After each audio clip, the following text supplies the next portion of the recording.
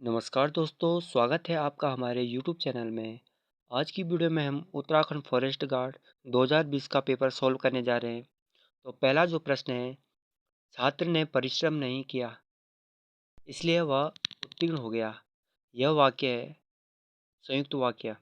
ऐसे वाक्य जिसमें दो या दो से अधिक उपवाक्य हो एवं सभी उपवाक्य प्रधान हो, तो ऐसे वाक्य को संयुक्त वाक्य कहते हैं।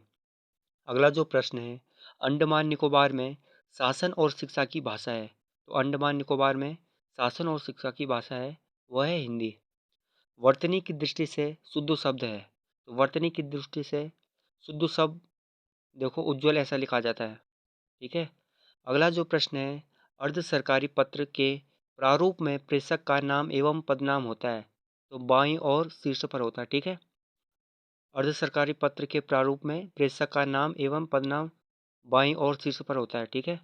ईमेल किस प्रकार जनसंचार के माध्यम के अंतर्गत आता है? ईमेल किस जनसंचार माध्यम के अंतर्गत आता है? तो यह आधुनिक दृश्य माध्यम के अंतर्गत आता है। मुद्रण माध्यम में अखबार आता है। श्रव्य माध्यम में रेडियो, दृश्य एवं श्रव्य माध्यम में टीवी आता है। अगला जो प्रश्न है, संबंधवाचक संज्ञा विशेषण का उदाहरण है। तो मौसर भाई सही आंसर हो जाएगा। जो शब्द लिंग वचन तथा काल के अनुसार नहीं बदलते उन्हें कहते हैं, तो उनको अभिकारी शब्द कहते हैं। ठीक है। आठवां जो प्रश्न है, कुश धन आसन में संधि है। तो कुश धन आसन में दीर्घ संधि हो जाएगी। विद्यालय, रविंद्र, मुनीष, गिरीश, ये सब दीर्घ संधि के उदाहरण है। नीलिमा शब्द में प्रयुक्त प्रत्यय है। तो नीलिमा शब्द में प्रत्यय इमा है। उपसर्ग वो होता है जो शब्द के आगे लगता है और प्रत्यय शब्द के पीछे। पूर्ववर्ती का विपरीत आर्थक शब्द है। तो पूर्ववर्ती का विपरीत आर्थक शब्द है प्रवर्ती। ठीक है। अगला जो प्रश्न है, निम्नलिखित में से अशुद्ध वाक्य है। ए, वहां बहुत से पशु और पक्षी उड़ते और चरते हुए दिखाई दिए। बी, देश भर में यह बात फैल गई। सी, बाघ और बकरी एक घाट पर पानी पीते हैं। डी, न जाने कितने जीव पैदा होते हैं। तो इसका जो राइट आंसर है वो ए, वहां बहुत से पशु और पक्षी उड़ते और चरते हुए दिखाई दिए। ठीक है। अगला जो प्रश्न है, निम्नलिखित में से क्रिया के सही भेद।